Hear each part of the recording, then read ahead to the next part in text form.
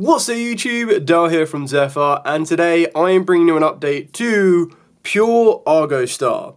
Now, as a disclaimer, this is not the best way to be playing this particular deck. This is just an update to the pure version that I did previously.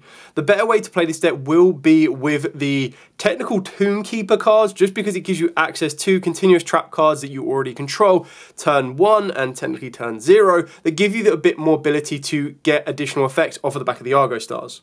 That being said, I decided to do an update to the previous version just to kind of give you a baseline of what you want to be looking for, as not everyone has access to the Tombkeeper cards, and I thought this was still a very good update to show you and kind of go through it. I'm going to talk you through some variant cards that you can play instead of some of the selected choices that I've made, and I'm also going to show you a wider extra deck. It's not going to be a bland 15 card extra deck, it's going to be a bit more variety. I'm going to show you all of the different options, and what you do is you tailor it down to the last 3 cards you decide to put into the main deck. What I mean by that, for example, is if you choose for the last 3 cards to be Super Polymerization, your extra deck will contain targets. If you want it to be Ultimate Slayer, you'll decide to have different targets. If you play Extrav, you'll max out on the cards that you do care about in your extra deck, and so on and so forth. So with all of that out of the way, please smash that like button, hit that notification bell, and subscribe so you don't miss out on any more upcoming content. Diving headfirst into the profile, starting off with the Argostars, we are going to be maxing out on all of the Argostar monsters, as currently there is only 2 of them. One of them being the previous glorious Ardra. So this one is during your opponent's turn, if you control a continuous trap card, get a quick effect to banish this card from the hand, make the attack of 1 monster on the field 0 until the end of the turn. And if this card is specifically normal summoned, this turn your opponent cannot activate cards or effects in response to your continuous trap cards or their effects. You can banish this card you control to place up to 2 Argostar continuous trap cards with different names from your hand and or deck face up into the spell and trap zone, meaning they can be activated that turn. Then we are maxing out on the other brand new Argostar Fierce Paris.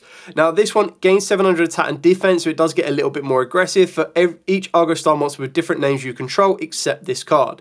You can only use each of the following effects once per turn. As a quick effect, you get to reveal this card in the hand to return an Argostar continuous trap you control to the hand, and if you do, you get to special summon this card. You can banish this card you control to set a continuous trap card from the hand. So it lets you set any continuous trap card, and it can be activated that turn. So again, that's kind of where it gets a little bit more synergy with the Tombkeeper cards, because it gives you the ability to set them from hand and then activate them that turn. So it is kind of like a Labyrinth Butler to give you a bit more speed as well. Then the other brand new card we are maxing out on is free of the Argostar Giant Slaying. So the benefit of this being a quick play spell does give it a bit more utility, which is why you have no issues maxing it out.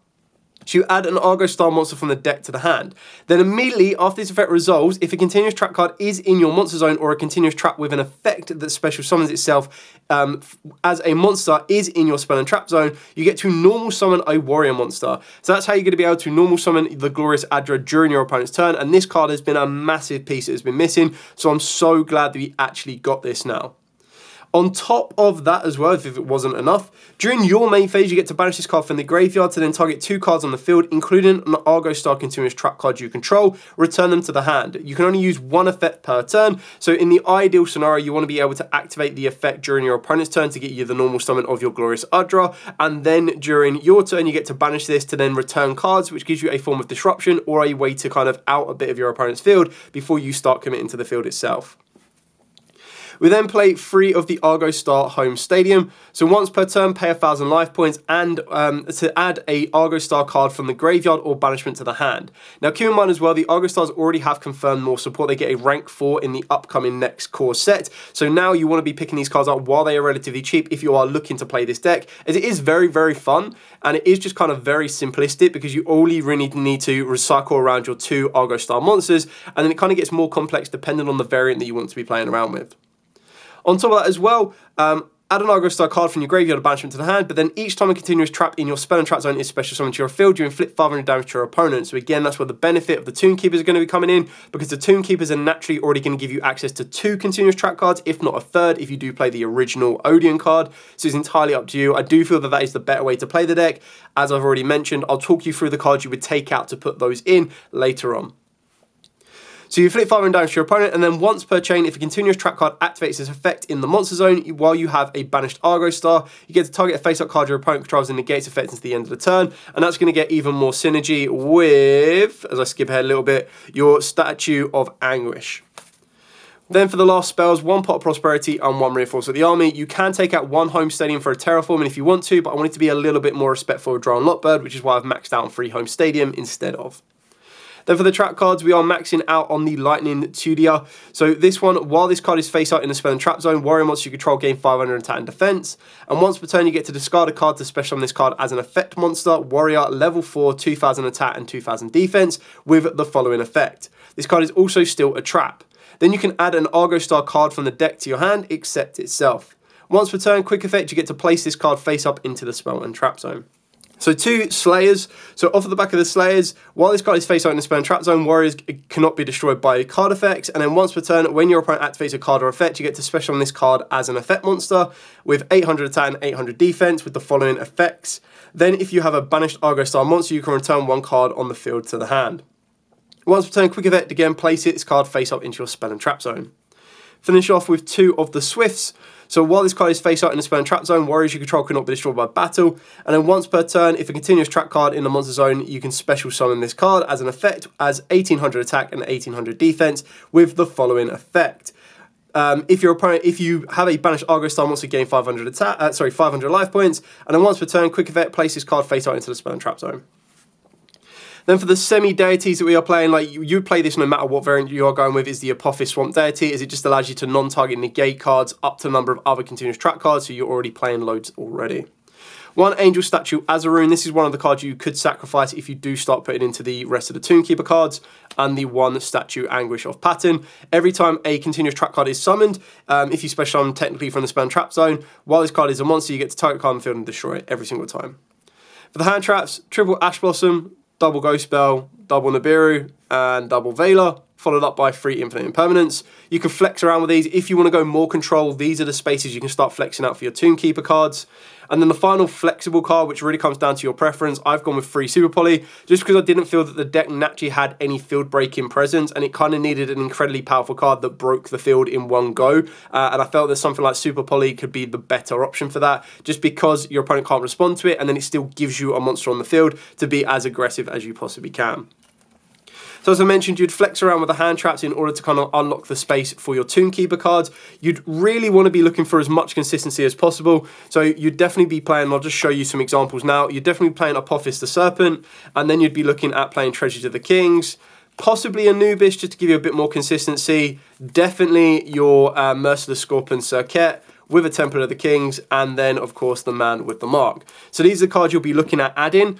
Depending on how many you want to add of each, you'd be looking at 1 to 2 Apophis. You'd probably max out on the treasures, as I feel that's going to be a little bit more consistent for you. You could afford to play 1 Man with a Mark just because your normal summon will be your Udra. But remember, with the quick play spell card, you'll get the addition to normal summon that card, so you can still use up your main normal summon of the Man with a Mark.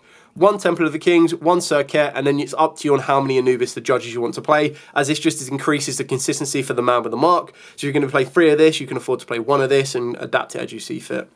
So that's up to you. If you decide to add that engine in, that's when you would sacrifice, as already mentioned, the hand traps. For the extra deck, what I'm going to do is I'm going to start off by showing you your Super Poly targets. So just going to put these out here for you so you can kind of see. But the idea, these are your Super Poly targets. I'm going to be showing you well over 15. I'm just showing you baseline Super Poly targets. You can play more or less if you want to. The base staple you're going to want to play is your Mud Dragon and Garura. And then after this, it's if your environment is Malice heavy, you play World Dragon, Chalice Guard Dragon, and the Earth Golem Agnista. This one if they're on the Code Talker. This one if they're just on the top of Bomber Dragon. Then for your generic Blue Eyes, you've got these 2 right here. So you've got your Mysterion and you've got your Chaos Star Source.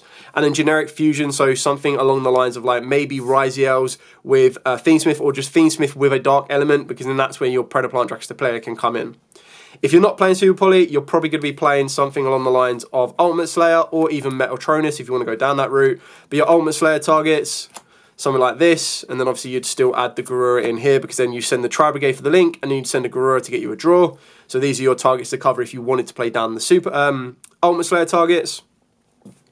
And then the cards that are just generic that you will play regardless of how you want to do it is you can play a very small rank 4 engine, so Baguska, Exciton Knight. You'd also consider stuff like your Time Thief Redoer. You could go for Tornado Dragon. Like, your rank 4 options are pretty much endless. And if you go for a defensive rank 4 lineup, that then gives you the ability to work your way into a Zeus if you want to, and of course a Typhon. So you've got the options to utilize these, as you are going to be relying on track cards a little bit more.